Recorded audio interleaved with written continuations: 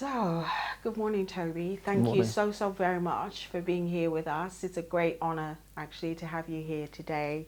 You're such an accomplished man.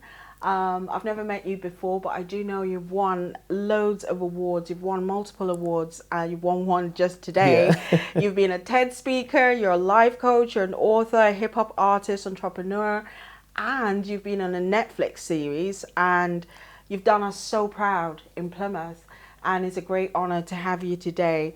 So tell me a little bit more about this award that you got today. This. So this global award is I've been doing my life coaching and mentoring for years, and I think this was just something common in the books and in the stories that we've been doing. And recently we've worked with a lot of clients and helped them achieve amazing things.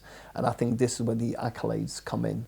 And yeah, for me, it was a super surprise because my wife said, "Babes, look at this." And I was like, wow, this is amazing. And then this morning we woke up, we got the email through. So they told us on the weekend, on Friday. And then on Monday morning, we were like, wow, it's incredible. So yeah, stuff like that is just beautiful when you do nice work Yeah. and you get complimented for doing so. Yeah. And you've also won an MBE, but we'll talk about that a little bit later. Yeah. What I'm really curious about, we were talking before we started filming about your journey, and that was extremely fascinating to me. So I want you to take us back to the beginning and how you ended up in Plymouth and how you became this incredible, disruptive game changer in the terrain of Plymouth, in the landscape of Plymouth. So take us back. Tell us about your story because it is fascinating. Yeah, so the crazy story starts in Poland, back home. That's where I was born. My mum, my siblings, brothers and sisters, a really big family, a Romani family. So I'm a Romani gypsy from Poland. And in Poland, there's a lot of hardship for Romanis due to the racism, due to the violence, due to the abuse that happens. And we struggled, and I struggled as a young boy. And not only having a big family, not having a father figure was really difficult for a young male. So we had a lot of friends and boys and stuff like that we would just hang around and do our stuff. But there was a big struggle as a young man having a role model. Within my family, something I've learned, which was really difficult, that this thing that I learned at the age of 5, that I am different, is going to stay with me forever. So I remember being 5 years old, going to the market with my mum to get some fruit and veg. And as we stood in the market, there's people in front of us, there's people behind us, we're stood next to go in line. And as soon as we stood up to the market, it was our turn to buy the fruit and veg. The guy went, "Shoo, go away, you dirty gypsies, get out." And then I looked at my mum going, how did he know? Like, what gave it away that we were gypsies? What was it? I just didn't understand what it was. I was only 5 years old. And my mum said it was your skin colour and the way we're dressed and the way we walk. And there's so many things about us that people dislike. So then we kind of walked away, really embarrassed because everyone in the market then looks at you. So then we walked away. And I remember from that day, my mum told me, this is something you need to learn. People will see you like this for the rest of your life. And then the lessons came, no matter how much money you have, no matter what you achieve, you still will be a dirty gypsy to the world. So never forget that. And that's something I carry to today. That, when I walk in the room, I have to smile 10 times more than everybody else. When I go to do something, I got to do it 10 times faster, better, and more prettier than everybody else. I have to achieve more than everybody else just to be recognized. So then my mom decided one day to escape our country due to the violence which was growing in our city, the abuse, everything which was growing. There was a big uproar. There was a lot of stuff happening in our city. So then my mom kind of panicked, chucked us in literally, we were at the park. I come from the park home. My mom said, "Get in the car, we're going." I'm like, "We're going where? What's going on?" She said, "We're going." We jumped in the car. What I was wearing is what we left with.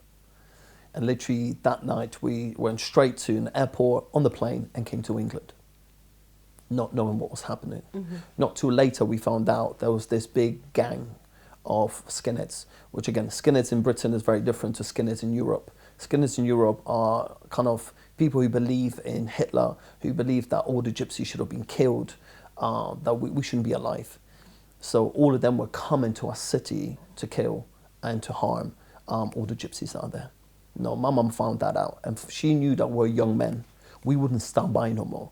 There was a time where enough becomes enough, and you have to protect your own. So she knew her sons are going to stand with everybody else. Now, she said to us, one way or another, I will lose. You go out there, someone will kill you, or you kill somebody else. So one way or another, I'll lose. I can't win here. So then she took us and we left the country. We came to England and she promised me that there's going to be a better life. This is going to be a different world. Well, when I turned up to England, it's white people. So to me, there's no different world. Still the same white people that were back in Poland. There was no difference. So then we came to England. They put us in this camp, which is like a prison camp, and we stayed there for 2 weeks. We were so blessed that my mum was a fighter. My mum could argue every single day to get her point across. Very strong woman.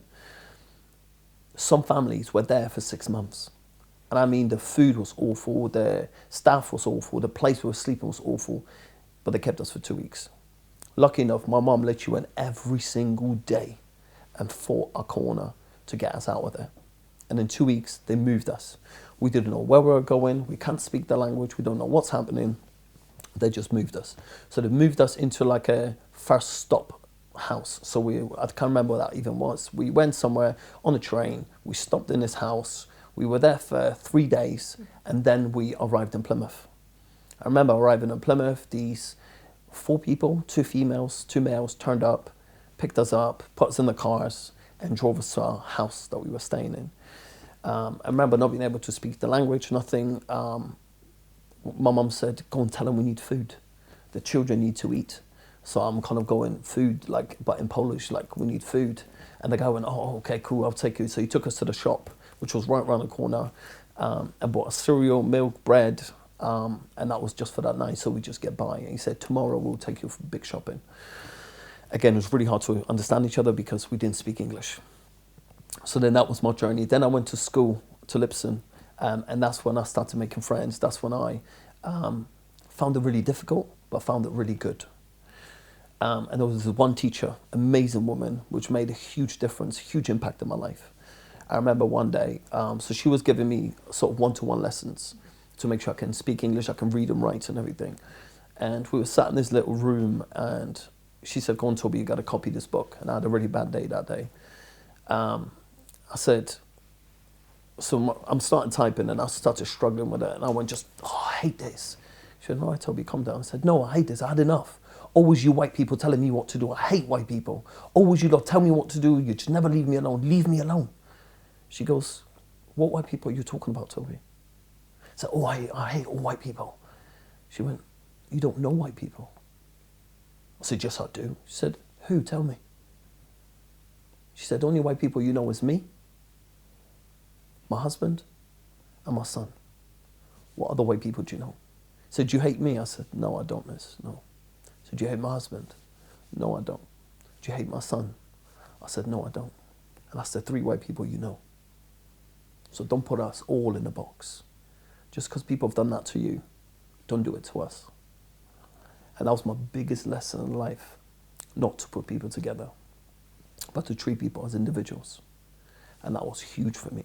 And I was only 14 at that moment in time. So that was a huge lesson for me. And that's when I've learned not to judge, but just to take person by person. Each human being is an individual. Treat them like one. Because that's the only thing I wanted.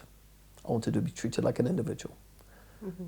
That's a beautiful story, a huge teaching moment for all of us, all of humanity. You know, it's a story that's, you know, can be repeated in any scenario. So that's really beautiful. Thank you for sharing that. So tell us about then you're in Plymouth. So how your integration with other people, given that your difference in colour, how did that play out? That was really difficult. I mean, my first situation was we went up a local park. So me and my brother are up the park, and there's some 2 little kids, not little kids, they were probably around 12, 13, and they were twins. And this bigger boy came in and started picking on them and sort of bullying them. So my brother said, let's beat him up. You know, we can't allow this. You know, this is unfair. I said, I know, but we can't just, because we don't know nobody. We don't know what could happen. We don't know these people. I said, let's just stand there and stand next to them. I said, but do not fight. I said, because I don't know how many people they have, you know. I was kind of concerned of, I'm going to start with them, is 20 going to come? There's only two of us. So my brother went, okay, so we stood next to them. The other guys left. And then a couple of days later, we went up the park, but we used to do breakdancing back from Poland. So me and my brother started messing around, training, and that same boy walked up to us when we started doing breakdancing. We couldn't understand each other because we couldn't speak English. But he seen our stuff and he was like, yeah, this is cool, this is cool, this is brilliant. So we kind of just continued doing our stuff. And then as he was leaving, kind of walked up, gave us a high five and then carried on. Then we went to Lipson. We met other dancers. So we met a couple of guys and they spoke German. We spoke German, which was really nice for us because we could actually communicate with somebody. So these guys were from Kosovo, but they spoke German. So they were like a family who went to the school. I think it was like cousins and brothers. So we started a conversation. They were like, oh, so do you guys do breaking? I said, yeah, we're doing breaking. So they said, oh, we do breaking at lunchtime in the sports hall. I said, cool, let's meet up and let's jam. So we went there. Me and my brother started teaching them some of the tricks we knew and stuff. And this is where everything started building. And this is where all the hardships that we ever had, hip hop gave us the space of being respected. Hip hop gave us the space to be seen, to be recognized for something good. So then you weren't a foreigner, you weren't a refugee, you weren't a gypsy, you weren't brown, you were just, oh, he's a good dancer. And that was the key of my growth and towards my success, where everything started. I started feeling good about myself, for people recognizing me for being good, for doing something cool, not just being a dirty gypsy or someone outside. I was cool. And that kind of opened my doors, and I think I clung on to that and just let it build and build and build.